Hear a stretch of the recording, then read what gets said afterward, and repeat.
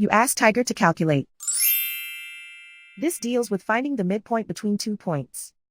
The midpoint between the 2 points is 3.5, 3.5. Let's solve it step by step.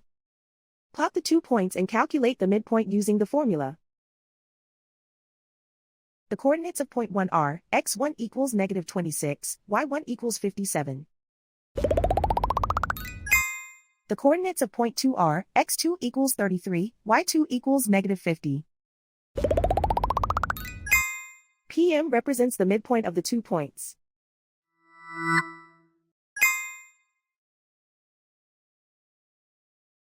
Use the x values in the midpoint formula to find the midpoints x. x1 equals -26. x2 equals 33.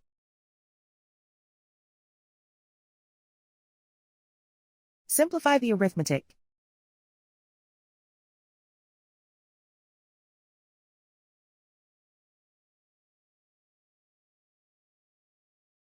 Use the y values in the midpoint formula to find the midpoints y. y1 equals 57.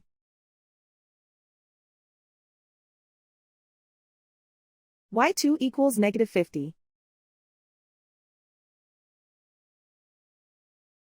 Simplify the arithmetic.